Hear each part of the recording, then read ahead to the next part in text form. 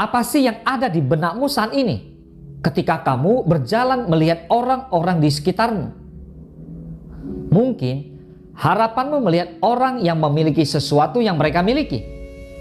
Mungkin mereka akan terlihat sempurna atau keren karena kamu sendiri tidak mampu membeli bahkan memilikinya. Mungkin dalam benakmu ketika kamu memilikinya, hidupmu akan terasa lengkap dan cukup oleh semuanya. Bukankah begitu? Tapi tahukah kamu, apakah dalam harapanmu hanya berharap pada satu mimpi yang kamu tadinya melihat orang lain punya dan sedangkan kamu tidak? Setiap orang pasti punya keinginannya masing-masing. Dan jelas, keinginan setiap orang itu berbeda-beda. Ada yang bisa begini dan ada yang bisa begitu. Tapi perlu kamu pahami bahwa perbedaan keinginan setiap orang juga menjadi landasan bagi kita untuk tidak pernah membandingkan diri terhadap orang lain. Karena ketika kamu melihat orang lain itu sempurna dan menganggap hidupmu hanya dipenuhi kegagalan, justru tanpa disadari, kamu sendiri yang telah mematikan karakter dirimu. Kenapa? Ketika kamu harus berjalan kaki kemana-mana dan melihat seorang pria tampil keren dengan kendaraan motor gede, terlihat kamu merasa dia hebat dan kamu tidak.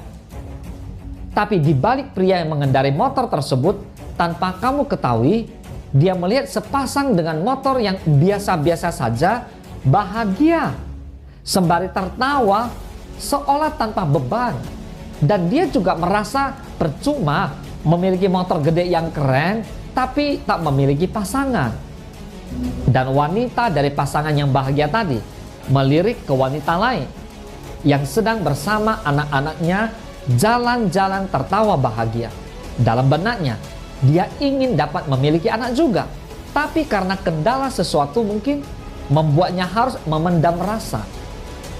Ketika kita melihat orang lain dan membandingkan diri kita dengan orang lain tanpa disadari, kita tidak melihat kelebihan yang kita miliki.